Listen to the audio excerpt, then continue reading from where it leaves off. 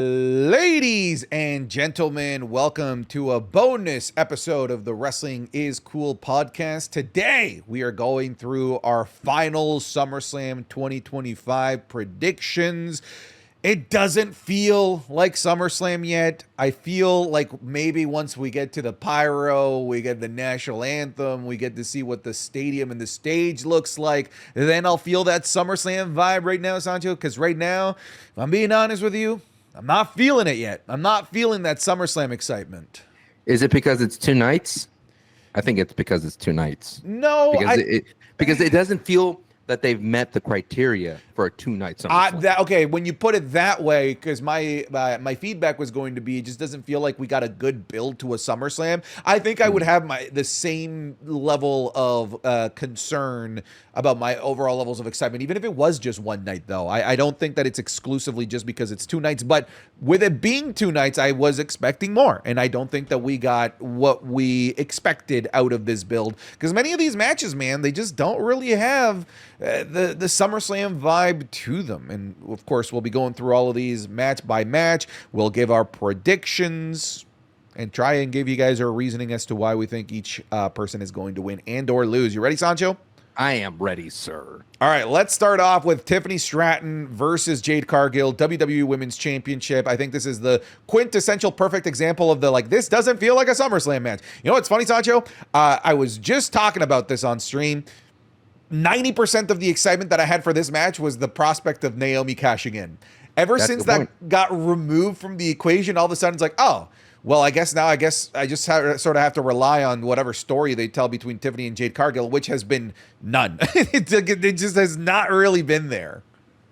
Yeah, we'll see. I mean, we're recording this before the go home, so maybe they'll have something special or spicy. I mean, what was it the last time that Tiffany Stratton had a go home? She jumped off the Titantron or the Minitron. Remember that? Or against Charlotte? Was that the build up to the Charlotte storyline? Yeah. Yeah. It finally got good because she jumped off it. And I was like, oh, okay, now we're getting somewhere. But I think for this one, this is the essential, just to piggyback on your point, the essential, like, WWE 2K universe mode type of match. Like, you're just throwing in big names in there. Hopefully something will stick. Hopefully the in-ring will be good. I have always said that Tiffany Stratton has a sneaky, strong build. Like, she will be able to pick you up and Alabama slam you. And I think this is going to be a vital match for Jade Cargill. I think they have to have a better match than Charlotte did at Mania. And I hate kind of referencing that Tiffany and Charlotte feud at Mania because of the fallout, especially with Charlotte Flair or all that kind of stuff that came out afterwards.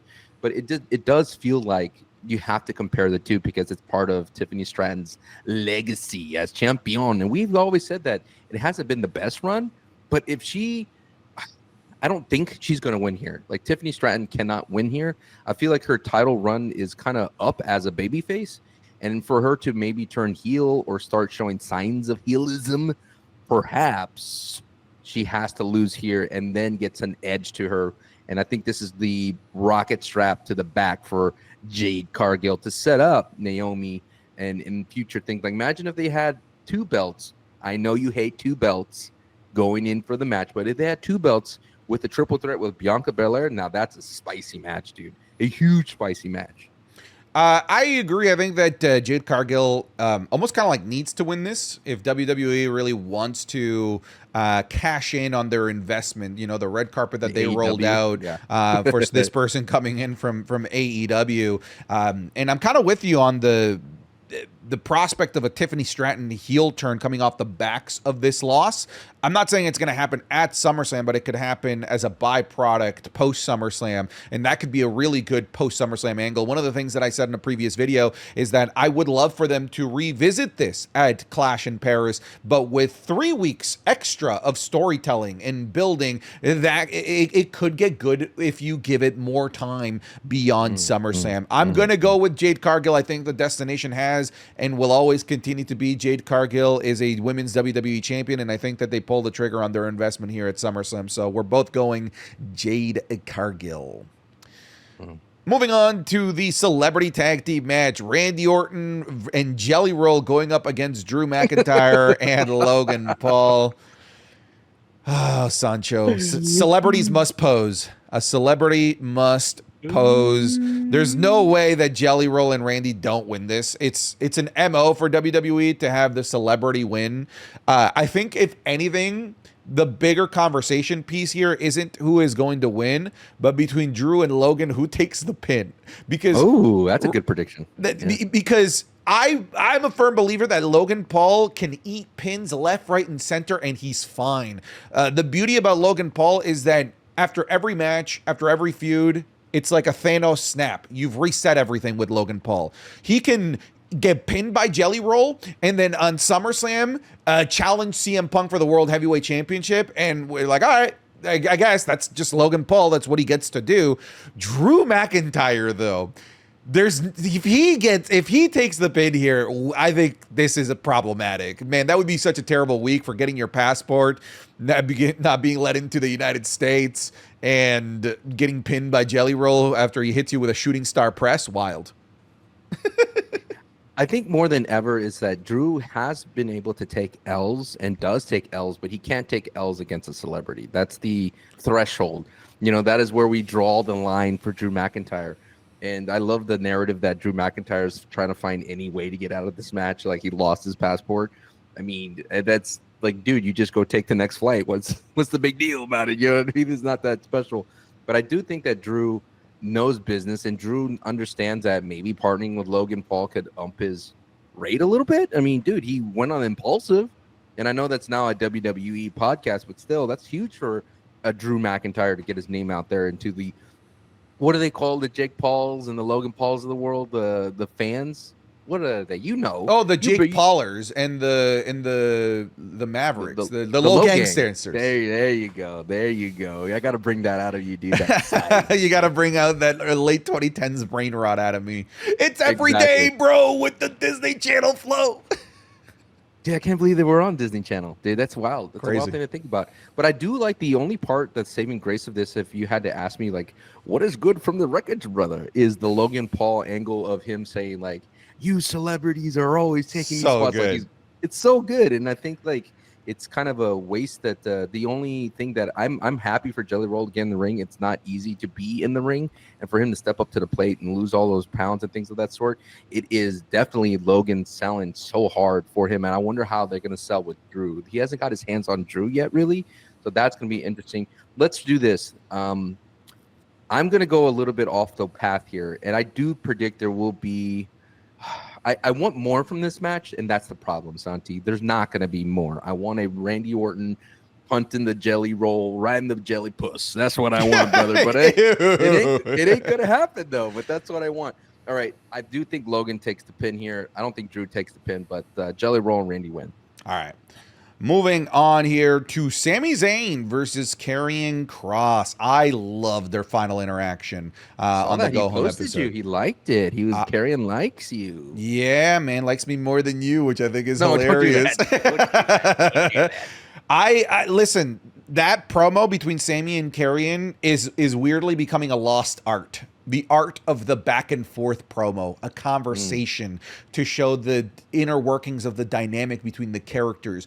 You've seen it time and time over the last couple of months, maybe the last year. I think a perfect example is Gunther Punk, and we saw it with Cena and Cody Rhodes going into Mania 41. They don't talk to each other. They just talk at one another, and then the other guy responds the following week. I loved that Sami and Karrion's, basically their entire feud, has been actual conversations with one another. I'm excited for this. I do think that this could have benefited in terms of overall excitement from a stipulation, considering this is technically the third time that we're seeing this. But there is kind of one, which I think is the whole concept of you were right, I lied, but that seems to be more like a post-match angle that could happen here. I want to pass this off to you, the baton to you. Who do you think is going to win this, Sami Zayn or Karrion? It feels like did you watch Superman, the James Gunn Superman? I did. I really liked it. Do you like the conversations that Lex and Superman actually had? Yeah. Like, that's what I think you meant. Like, you enjoy that you have these bigger than life entities actually talking to each other. And I do agree that last promo was great. I do wish this had a gimmick as well. I mean, we called for it, and it's interesting. You know, it is rare when a wrestler interacts with our content, and it doesn't we're not biased towards it because we call it straight no matter what. But it's I'm biased. If you interact with my stuff, I will root for you. I love you no matter what. You're the best. Karrion liked our content that we wanted a gimmick match, and I wanted him to have a GCW blood sport type of match, and it would have been great. I hope Karrion wins. This tells me a lot if Karrion wins or loses. If he loses, where's he gonna left to go, right? It feels like he's already been, lack of a better word, neutered. It's like if Uncle Howdy, actually, I felt like this is the same thing with Uncle Howdy. He did something to Chad Gable, and nothing happened. And this would be a snake with no bite. This would be a dog with no bark a situation. It would strip everything away from Karrion Kross if he does not win. If he does lose, he needs to break Sami's bones. I'm going to say that as hard as I can. He needs to break something to strike fear in the rest of the locker room, to show that Karrion Kross does not care about W's and L's, and what he cares about is breaking bones and causing pain and mental anguish. That doesn't happen. Karrion Kross is directionless going forward, and I do think his time is up in the WWE. I'm going to go the route of my exact same prediction that I made for Night of Champions. And I think maybe I was too bold to make that prediction at Night of Champions because it was in Saudi. I think that this is one of those situations where Karrion can win losing. If Sami Zayn cheats to win or does something underhanded, that's good enough for me. That's okay. All. That's Karrion Kross winning in his goals while losing the match and allowing Sami must pose, right? I think that Sami wins the match, but Karrion wins in his motivations, improving to the world that Sami, you're not a good guy, Sami. That's what Sami snaps. Maybe I like it, like with the lead pipe, and he rearranged the guts of Karrion Kross. I don't like that. Don't know. Well, that's what Karrion said. I don't like it. I still don't like it. I don't like it. He uses the pipe, laying down the pipe to rearranging guts. By the way, I'm in a business office place. Who knows what he's? Yeah, someone on the other side of your cubicle is like, they're talking about rearranging guts. Hey yo. Hey yo. All right. So both I think Karrion's going to win here, and you think he's going to lose, but be strong. Okay. Yes, I'm going to pick Sami Zayn to pick up the by the books victory. The old Nakamura. Yeah. Looking strong in a loss, brother. Moving on to the Women's Tag Team Championships. We got the Judgment Day and Roxanne Perez and Raquel Rodriguez going up against the Allies of Convenience, Charlotte Flair and Alexa Bliss. What say you, my friend, about this match? I'm going to stick strong to what I've always been saying by this, is that in order for Liv Morgan's story to like hit harder and the rubber band effect to snap really hard for Liv Morgan and rejoining the Judgment Day, they have to be holding gold. They all have to be holding gold. So it's like, you are actually were the anchor. You were weighing us down. You weren't the linchpin. You were the problem to all of our issues. And I think the Judgment Day with Roxy and Raquel, who Raquel is now striving, who broke through her glass ceiling that she had, and she's in a new playing field. She's in a new house, so to speak. She moved up to that upper place in the east side. Working bigger, brother, thanks to Big Daddy Cool, Kevin Nash. Mommy Cool is awesome, and I think there is a longer road for that. And if you're going to do this whole Charlotte and Alexa eventually breaking ties, maybe you start some strife here, but I could definitely see why you would give them the gold and then you break them down later. But I'm still holding on to this Liv Morgan storyline that's going to happen. So they're going to both Judgment Day retains. All right, Sancho, can you just double check your camera? I'll give my predictions here. Sure. I actually agree with what you're saying with I like the advancement of the Liv Morgan story arc. It would make a tremendous amount of sense for everyone to be champions. I do not disagree with you there. It creates that separation of like, what are you bringing to us? What have you done for us lately? Mm-hmm. I would be inclined to even agree that Judgment Day should win if the Liv Morgan return wasn't scheduled for like 2026. That is a long time to carry all of this, to have Judgment Day carry all of those titles, and I don't find that realistic enough in this real life situation that we're dealing with Liv Morgan's injury. I like the idea of Charlotte Flair and Alexa Bliss's storyline developing enough to the point where we can maybe get a big WrestleMania match between them. And I think to do that, I think the first step is giving them the titles. I don't love the idea of non-traditional tag teams holding the tag titles. However, this is a WWE formula, you know, where it's just like main eventer, you're doing nothing, tag team champions.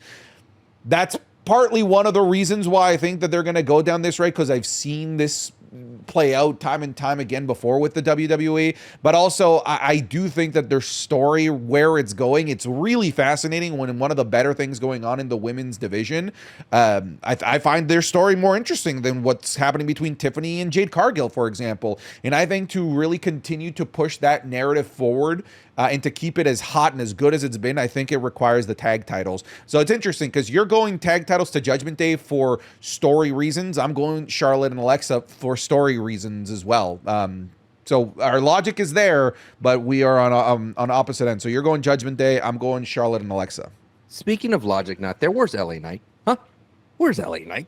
Did he just, I don't know, lose his passport did he lose his little pass into the arena or something? What's going on? I don't know. I think he disappeared with Seth's knee. I think because of that knee injury, LA Knight lost his spot. Not because anyone's blaming him, but because I think Roman took his spot. Because I think it was supposed to be Roman Seth. Wow.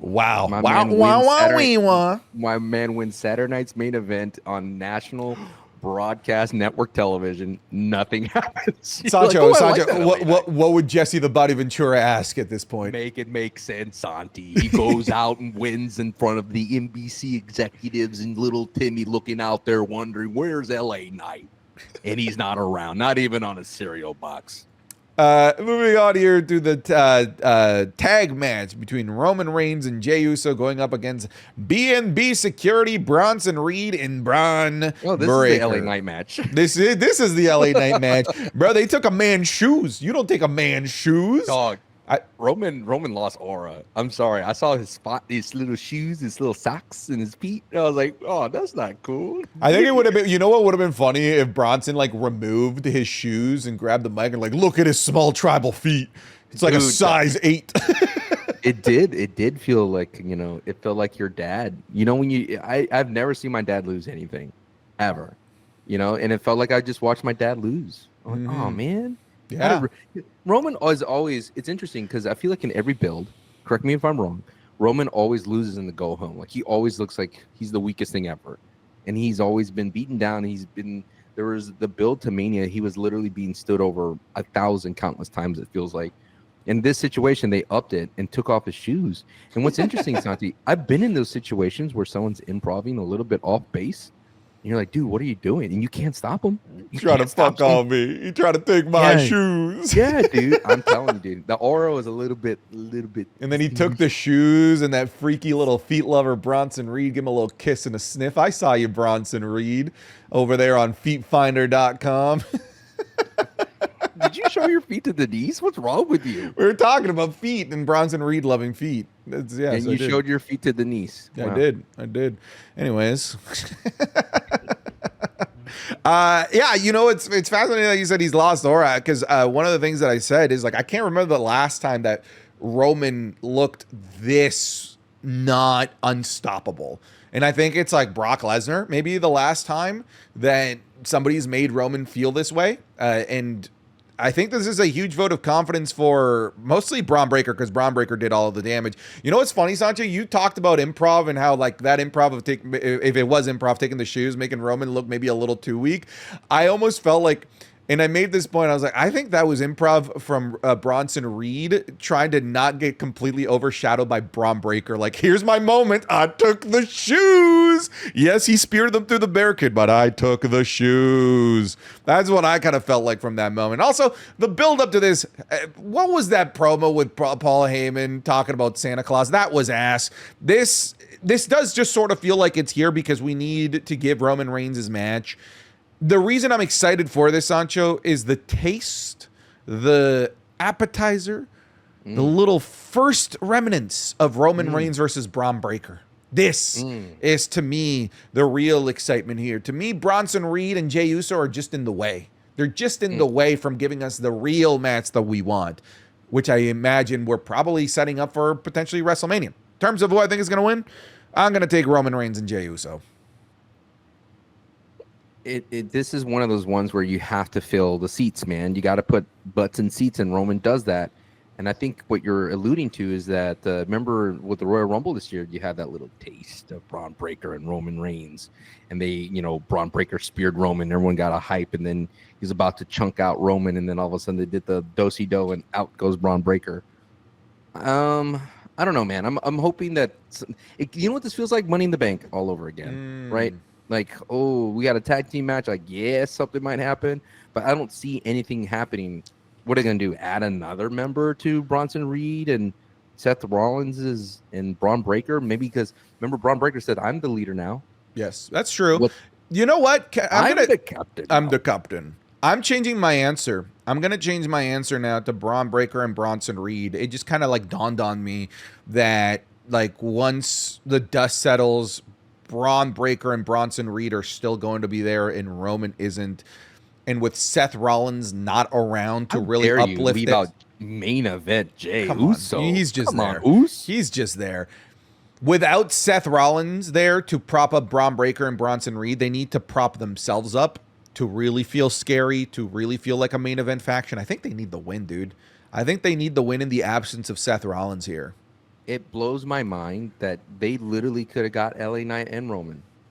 Is that a wrong pairing? Is that a wrong pairing for Roman? Oh, Reigns look at you LA leaving out main event Jey Uso. Look at that. But I'm doing it in a logical way. Hypocrite. I'm doing it in a logical way. The man that's been feuding with the faction for weeks and weeks, who beat their leader, does not get a match make sense. With the Bebop and Rocksteady of the group. I think I do feel that if Seth Rollins is out for a while, if he's all the way out to June for the Money in the Bank to reappear again, maybe they're bringing in a third person. I don't know. I mean, Austin Theory's out too.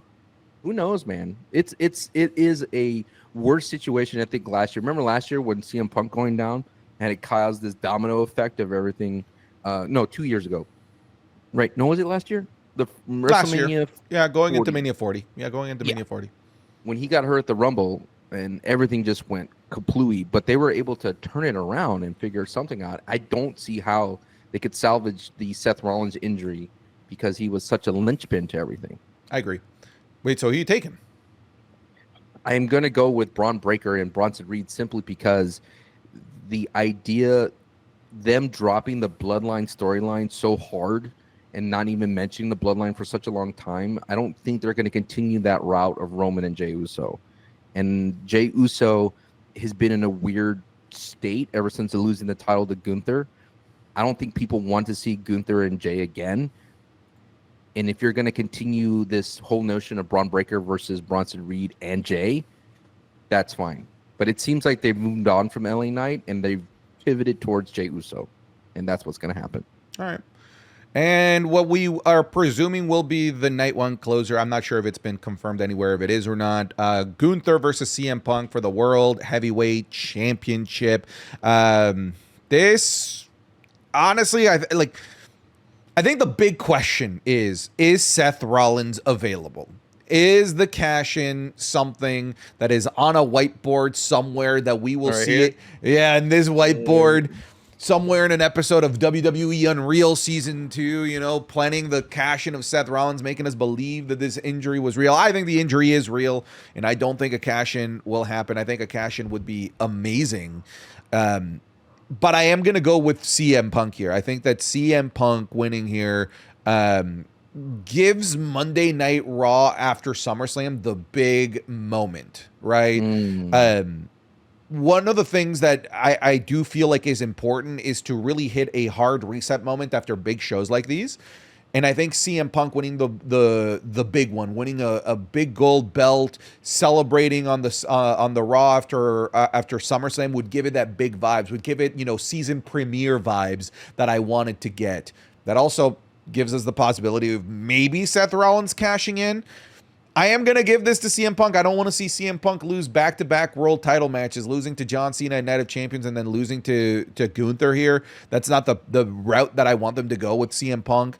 I want a big, like main event, super ready, super over babyface to hold this championship.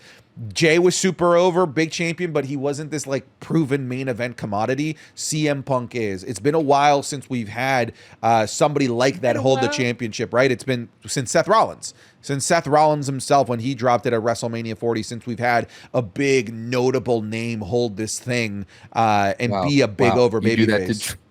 No love for Drew for his 5 minutes. Correct. I know, man. I know Damian was a babyface kind of ish with the championship. Now, actually, he was heel with the championship, but like it feels like we haven't reached that pantheon of like a big name holding this belt since Seth Rollins, and I want us to go back to that. So I'm going to take CM Punk. It's when you think about it, in the landscape of AEW and WWE, signing CM Punk, you would be amiss not to put the belt on him. I'm surprised they didn't. Maybe the road was heading there before his injury, but I do agree in a WWE state where CM Punk is part of your roster, he should be holding gold, and he's not. And it would create so much storylines, like you mentioned, especially with Seth Rollins being the Money in the Bank holder. I do see a CM Punk winning here because we get more into this in the actual podcast that for Wrestling is Cool. I feel like the WWE Unreal is another work. It's a kind of a work / documentary a little bit, and they're featuring CM Punk a lot. And granted, he's one of your biggest stars, and they are featuring John Cena. But CM Punk, without any gold, being featured, being this veteran, being this player coach as he called himself, and not actually having that, being the face of the company, which he still is, gold or no gold. But he will look so much cleaner with a belt around his waist, a title, a strap, whatever you want to call it. And I think it is time for CM Punk. And you have to really think about it, how we got here, right? And you didn't even say Jey Uso. Wow. So many people you dissed in one little statement. Just like that. And just like that, Jey Uso dropping the belt to Gunther so Gunther could face Goldberg is just another way to get the belt off of Jey Uso so CM Punk could take it without having Jey Uso versus CM Punk. So it's like one of those ways, and if you really look at it, a transition from how do we get from Gunther to CM Punk? Why couldn't we just go there immediately for Mania? But instead we went this roundabout way to create Seth Rollins' faction. So I think you're on to something. They're setting up something for Seth Rollins and CM Punk later down the road, and CM Punk needs to have that goal. All right. Does that make sense? No, I get it. I totally get it. Yeah. So you are going CM Punk. I have to go with Punky, dude. There's too much equity in Punky. Moving on to night 2, the night of titles and the night of stipulations. Good Lord. Yeah, night 2 is insane. It's got all the championship matches, and like every match is a championship match, and all of the stipulations are on this night. So let's start things off with Dominic Mysterio versus AJ Styles for the Intercontinental Championship. I'll pass this one off to you, Sancho. What say you about Dom and AJ Styles? Has the program in AAA for the AAA Mega Championship change your mind? Maybe they're planning on doing an extended run for Dominic Mysterio in Mexico for a bit, let him cut his teeth as a main eventer there before they pull the trigger as a main eventer here. Could that mean dropping the IC title so he could focus for the next couple of months in AAA? Because without Liv there to tell that story that they were clearly heading towards, I think you could do without Dom for a little bit and have him focus on AAA more and still be in the main roster, but like his focus be AAA. What do you think? I definitely want to talk more about that in our main podcast, but I do feel that Dom is main event ready. His Triple Mania appearance was goosebumps inducing. It was. Did you see that photo of him? Dude, it was the close up of his arm.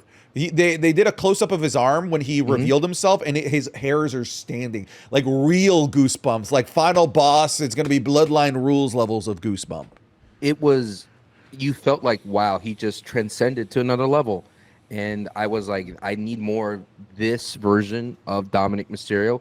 If you're going to have him kind of go down, lack of a better word, to like the triple, like the minors, so to speak. You want to go down to the farm system to work out some new things like they would do.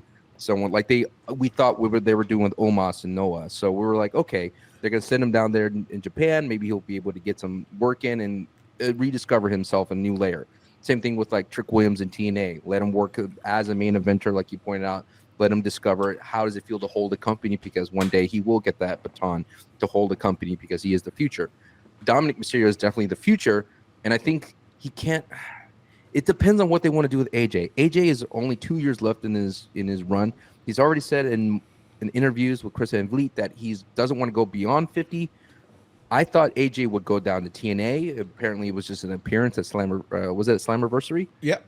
So, I was hoping there was a little bit more than that. I think for me, I'm still going to have to stick with my guns. If I said the same thing for the women's tag team, Dominic has to retain here to be the IC title holder. It'd be sick if he does win at Triple Mania and becomes the mega champion there, and then have both titles to give that extra oomph to that partnership with AAA. I think that would be much more important to have Dom being the face of AAA and still being active in WWE, just like what do they have? Legato walks around with the team with the AAA tag team champions, which I think is cool. But if Dom is the mega champion, I think that would add so much more if he was still around in WWE television than disappearing. So I'm gonna go with Dom.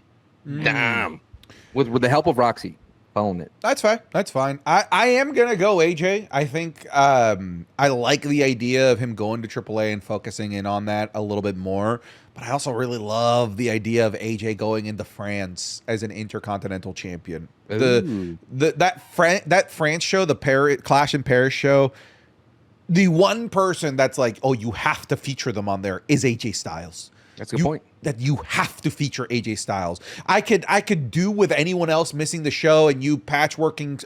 Okay, Cena misses this. All right, instead we'll feature the World Heavyweight Championship, whatever it might be. The one guy you have to feature is AJ Styles. You can feature him without the IC title, but I would love for them to feature him with the IC title. I'm gonna go AJ.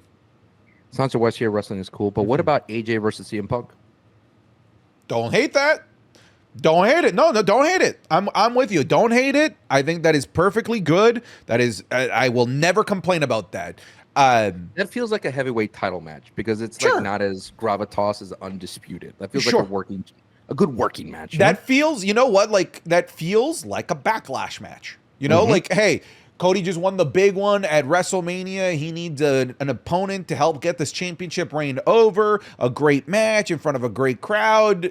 And this is SummerSlam's backlash, right? Why not? I like what you're saying. I do get where you're coming from. Has CM Punk wrestled AJ?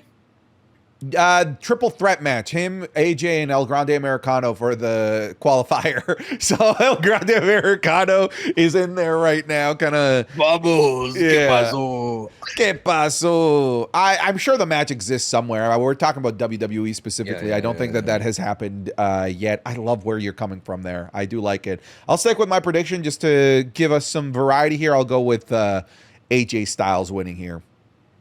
Next up. Let me just see here because I'm trying to do all the matches. We don't want to skip out LA Knight. Yeah.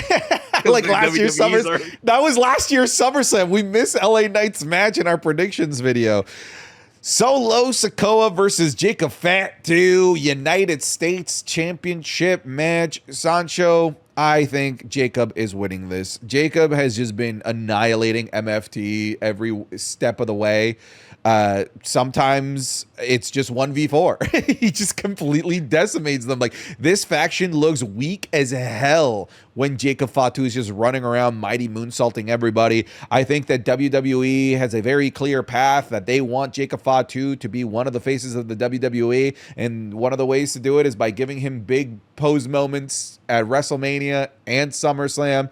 I think they're just going to put the title on Jacob Fatu here. I think that was always the plan with him losing it at Night of Champions. So I'll be quick. I think he wins by doing a mighty moonsault off the top of the cage. He does something insane. No, we can't wish these things. Oh, that's right.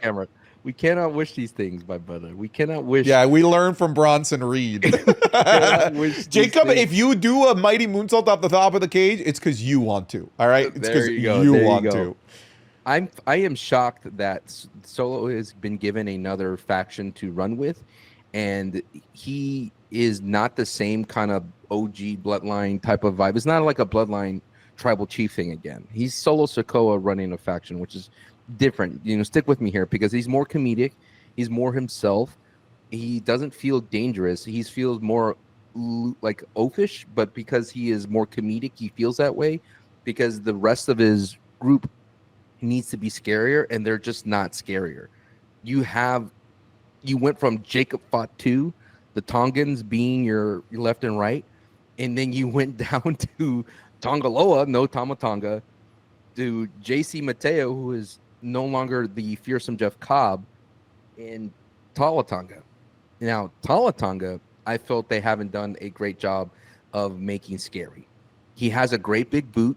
His choke slam is not as scary as I thought it could be, but I wish he got in the ring first because it would have made a monumental oomph win.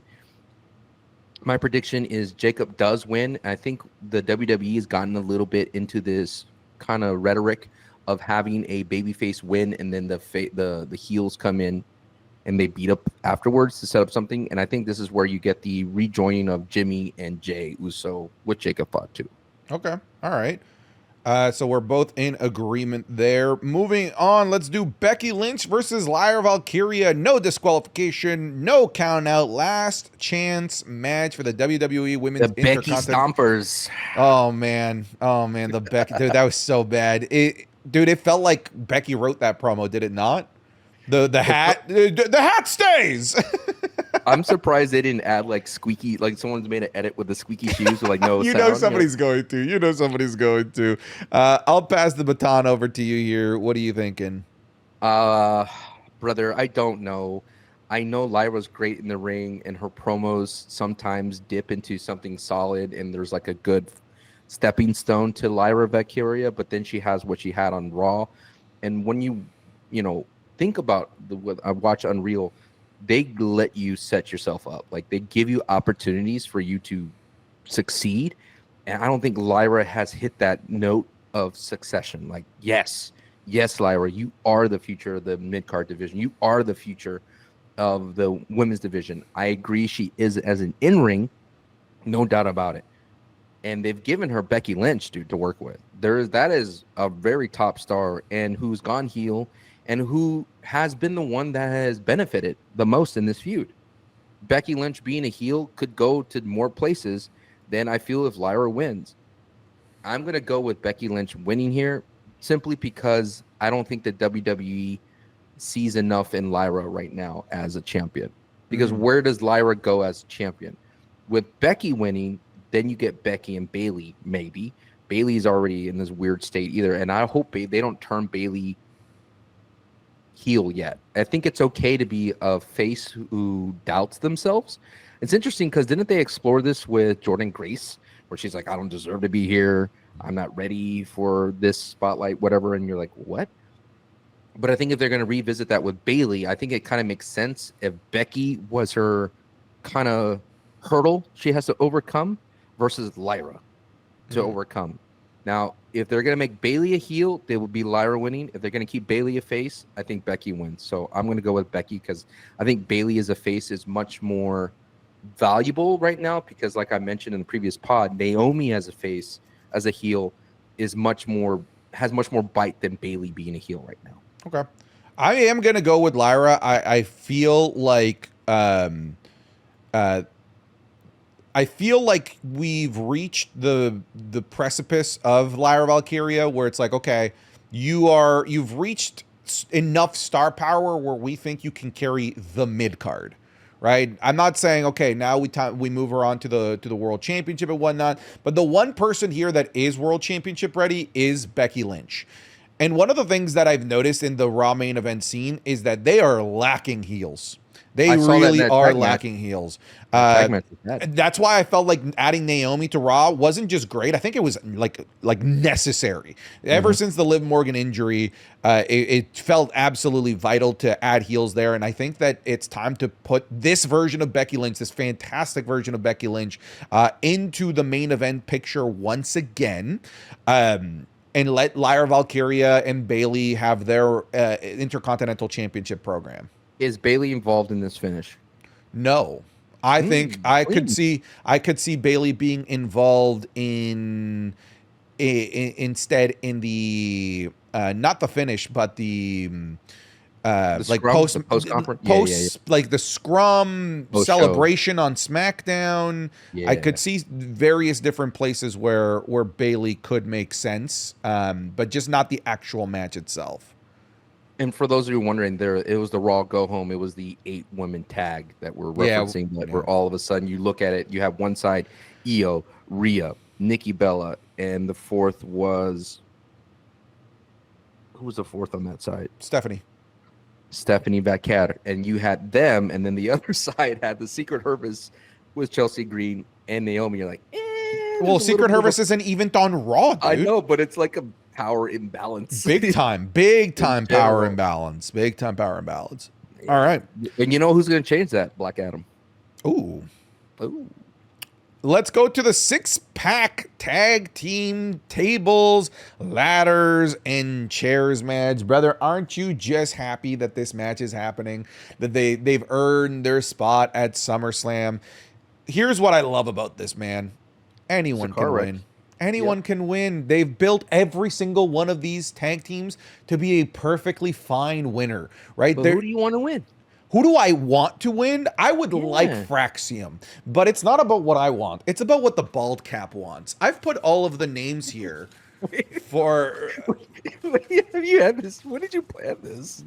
So I've put all of the names here of all of the teams in this ladder match because it's impossible to predict, right? There's no like...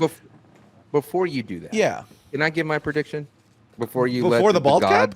Okay, go ahead. Bald Cap. You think you can go before the Bald Cap? You're going to put the Bald Cap in the thumbnail before me, but go ahead.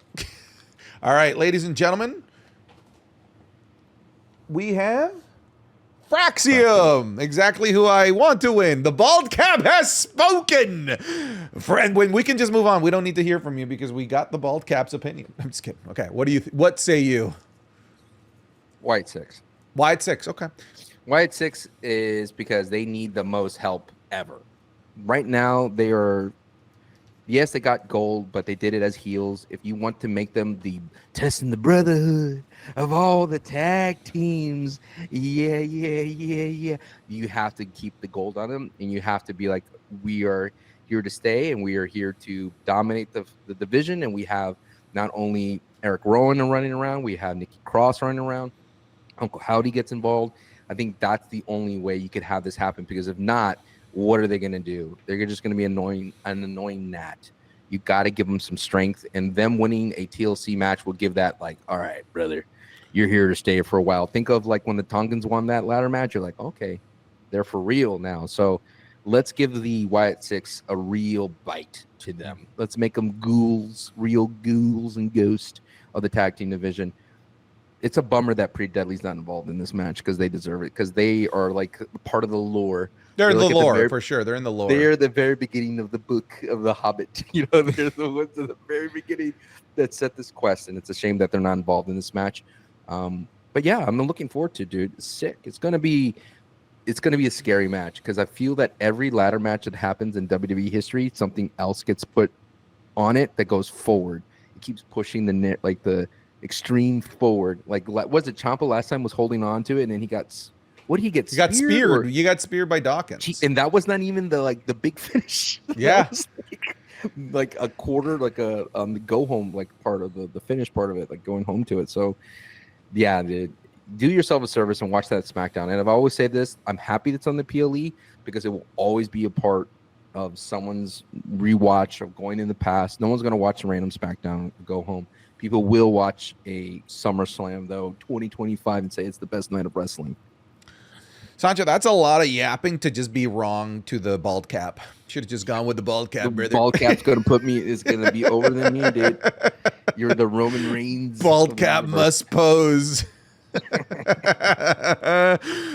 Dude, there's 15 people that could be involved in this match. Is that 12?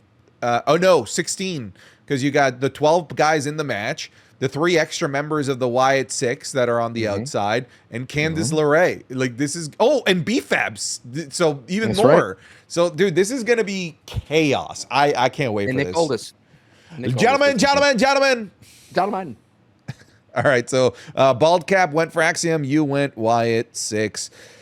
Second last match here before we start to wrap things up. We've got the Women's World Championship triple threat match between Naomi, Rhea Ripley, and Io Sky. Sancho Baldcap went before you. You get to go here. Wow. Brother, talk about a strange circumstance here. I know Rhea, because of the CM Punk thing, I'm going to go with Rhea Ripley here.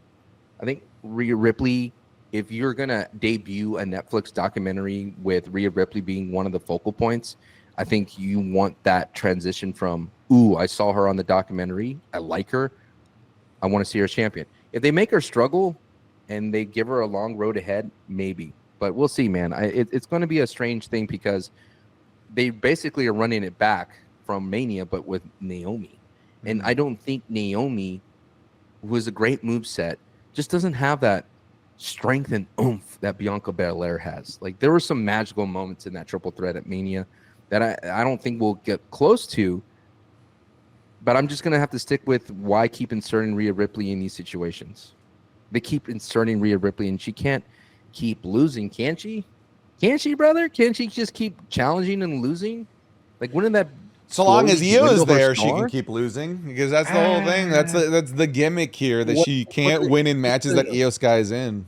What are they setting up here? An Apollo or Rocky type of situation, that you, or a Clever Lane in this situation? You can't. It could be Rhea, Io, WrestleMania. Rhea finally wins in a big stage. Yeah, but that would be... I just, like, here's the thing. It could go two ways, right? If Rhea loses, then people are like, great, let's move on from Rhea. Let's give Naomi or Io a run. They didn't even give Io a run after Mania. So if Rhea wins, then people go, oh, I'm sick and tired of her winning. Rhea is always sticking herself in, and she's always being given the rocket no matter what, a la like a Charlotte Flair. And if Naomi wins, you're setting up the Bianca, and then you're setting up Jade if Jade wins or loses her previous fight. For that reason, I'm just going to stick with Rhea. And I know people are fatigued of her, but I don't think the WWE is fatigued of her. Unless they want to give her a break and let her go away for a while, then she would lose. But I'm sticking with Rhea. It would hurt her a little bit if she loses here. And after coming off that great match at Evolution and being in that Netflix documentary, Rhea wins. Okay. I'm going to stick with Naomi retaining here. I've had a lot of new champions, a lot of people dethroning champs. I'm going to say Naomi retains here. This is too new of a championship run for her to win and lose it within 3 weeks. I don't quite see that happening. They've also been already planting the seeds of Naomi and Stephanie Vaquer and kind of like massaging us into that feud already. So I definitely see that being the Clash in Paris match for Stephanie Vaquer. I do think that Stephanie versus Rhea is a bigger, better match, but I'm also excited about the prospect of Stephanie versus Naomi in front of that Paris crowd. I'm going to go with Naomi. I don't want to see this championship reign end. I want to see it continue to flourish. I want to see Naomi truly cement herself as like the top heel in the women's division in WWE, and her losing her reign this quickly, I don't think is the way to do that. So, like, why not just make it Io versus Naomi? You know, that's what I'm trying to say. Is like, why insert Rhea? I know you want Rhea star at power. It's probably just that. Yeah. Man. Like the pop. Yeah. Oh man, her pops are thunderous. That's what I mean. So like, loud. The pops are thunderous, and they keep putting her in triple threats to protect her, and that's what I mean. Is like, when are they going to realize that you can't keep doing that with Rhea? Mm-hmm. Look at this. And I'll leave this with this. Stone Cold Steve Austin's Attitude Era run wasn't that long. It was probably like 4 years max, and then basically he got injured or things of that sort, and things moved on. But Rhea's in her prime now, man. Like, just put the rock, just keep it hot on her, and then when someone usurps her, whether it be on the Stephanie Vaqueras of the world or the Liv Morgans of the world, when they beat her, it'll be a big deal. If we were able to give Roman a run for 1,000 days, I would not have a problem with Rhea being a champion for that long. And I know people are not going to like that because, like I mentioned, the fatigue of Rhea, but dog, those pops are bigger than Roman some points. So, all right, let's move on here to the end of the show. John Cena Cody Rhodes street fight for the WWE Undisputed Championship. Dude, I've gone back and forth so many times on this. I was so certain. Number one Cena fan. Number one Cena fan. I was so certain Cody was just going to win this that it just made sense, right? You tell the story of the John Cena heel turn. He wins the championship and he loses at SummerSlam. I thought that, like, when I saw how things ended at WrestleMania 41, I'm like, yeah, that's just how it's going to end, right? Cody stands tall at the biggest SummerSlam of all time. Now I feel like things have changed. You got Cody Rhodes going to go film Street Fighter. We don't know how long he's going to be gone, but he's going to be gone after SummerSlam for a period of time. He will be gone. You've got now this Travis Scott thing that's just not going to be paid off. I do think that can change how maybe WWE was planning to pay this off originally. And then the biggest reason as to why I've changed my mind is the John Cena heel run, championship run is good now. And I don't want it to end yet. I want to see more of it. It started off flat and it just kept getting better and better and better. And now I think everyone, even those that were detractors of it at the beginning, would have to admit it's good now. It is must see. And I don't want to lose that yet. I want to see John Cena going into Clash in Paris with that championship. I want to see John Cena fighting for the bum-ass Crown Jewel Championship. That would make that Crown Jewel Championship match feel cool, because it's John Cena ruining wrestling by taking one last thing away, the Crown Jewel Championship, showing that he's the champion of champions. I want to see Cena hold this thing right through to WrestleMania, through to his retirement now. And this isn't even now just a want. I feel like it makes sense. So I am going with John Cena retaining here. And with the whole debacle of Travis Scott, Sancho, I think Ari Emanuel knocks on the door of The Rock and says, "Please, Rock, can you please make an appearance to save and salvage our 2-night SummerSlam so that we can sell it for $15 million next year?"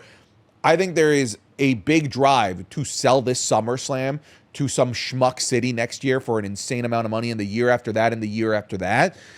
And I think The Rock is going to play a vital role in making SummerSlam sellable.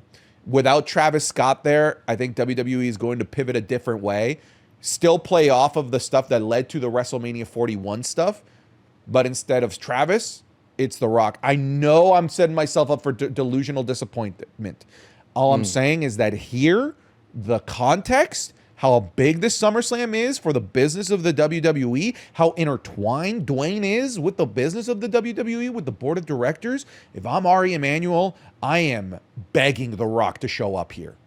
I'm picking Cena, and yeah, man, I'm saying we hear if you smell what The Rock is cooking. The final boss. It's gonna be Bloodline Rue. Dude, you are the Lulu. I know. I get it. You are a man that's been waiting at the door for Daddy to return from the store, brother. And Daddy did say he was going to go away for a little while. Remember, he told you. He sat you down. He looked you dead in the eye and said, "Oh, Daddy's going to go away for a little while. And he was not going to come back."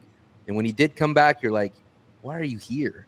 What do you think happens first? The Rock GTA returns? 6? The Rock returns or the Finn Balor singles push? Oh my God. I do like the idea of Cena retaining simply because there is so much untapped potential with heel Cena. I think I go back to this. If the WWE, in their magical way of landing something immaculate, if they could get to the Bray Wyatt side of John Cena, right? If they set up this beautiful story with Bray Wyatt and John Cena where he has the whole world in his hand, and if they made John Cena a world eater like a Galactus, and he's eating all the worlds, eating all the belts, and he's continuing just devour everything. You can eat me, John. If they made Bray Wyatt's prophecy come true, I think that would be a beautiful indie note for John Cena's career, right? That Bray Wyatt was right. That if John Cena would just be who he was, then who he really is, then he could transcend into a level of beyond Mount Rushmore type of thing that we could say at the end of the day, yeah, dude, he was not only the best face of all time, but he was a pretty damn good heel of all time too. And you cannot do that with cutting off the legs of John Cena here against a Cody Rhodes who seems to be bulletproof a little bit, where he's a tweener, and I don't think you get this double turn that everyone wants. I don't think you get Cody Lander because there is too much money. Like you said, the Rock investment is high to have his involvement in SummerSlam, but the Cody Rhodes investment as the babyface is mega high. You cannot sell all the stock there. You can't pull the rug of the meme coin for Cody Rhodes just yet as a babyface because it's just too damn good. It's still going up. So at the end of the day, I think John Cena retains. I don't think you get The Rock here. I don't think so, because I think that just sets up way too much expectations. I think The Rock paints yourself in a corner that you just seem to can't get out. And for those of you wondering what Santi is talking about, the Travis Scott thing is that it fell apart. It blew up. He doesn't work well in the ring. He didn't get it. He dips his toe into something and he doesn't finish it. And so they cut ties. He wasn't even in the W2K DLC. They cut him out and they put Grande Americano. Vamos. So John Cena retains simply because I think in the back of my mind, I'm hoping that they bring up Bray Wyatt, because that is where we started to see the shell of John Cena kind of come unglued. And I'm hoping that they could bring that all back together. I'm hoping Triple H remembers that part of the story. Ooh, buddy. What about the infamous Cody Rhodes heel turn? Is it a possibility? No. All right. I'm just saying, the people are talking about it. Not me, but people. The people are talking about it. Granted, it was cool for AEW, but AEW needed a heel Cody. They needed a heel Cody. They don't need a heel WWE Cody right now, because right now, I agree. The dude is just still on a whole other level. And if you do that, if we switch Cody to heel, who's going to be the face that stands up to him? Double heel, double turn, John Cena as a face for what? The man was saying that he wanted to destroy wrestling, and he's just going to turn face because Cody cheated him or swindled him. He's still going to be a heel trying to recapture his gold to ruin wrestling, right? That's still going to be the trajectory of John Cena. Like, I want my gold back to ruin wrestling. So he's still a heel. Jey Uso, we've seemed to forget every now and then, and they do have a history, and Jey Uso could step up, but his promos are not there, to be in that position to go up against a heel Cody. If Cody turns heel, it's like another 2 years of heel Cody. Like, it's like the forecast devastation for months and months. And I don't think that WWE needs a cool Cody heel, because it already struggles with having a good babyface. Mm-hmm. Remember, we always say, like, Triple H doesn't know how to do a babyface, and it seems as though Cody has been able to survive that booking pretty well. All right, so we're both going Cena here then. That's wild. That's crazy. I didn't think that I would have picked Cena as early as like 2 months ago. The street fight stipulation changes everything. I agree. It's the street fight stipulation that makes me think that my delusion might come true, and we might get the final boss, The Rock. You just want The Rock because the numbers shoot up. Of course, man. All I care is about the numbers, man. Don't you know? You want Enzo to show up in the street fight? And my name is Enzo Amore. What do we got here? We got a couple haters. That's what I say when you guys leave mean comments about me in the comment section. Couple haters. All right, let's wrap it up. Folks, thank you so much for watching. This is going to be one of our longest predictions because it's SummerSlam, second biggest show of the year.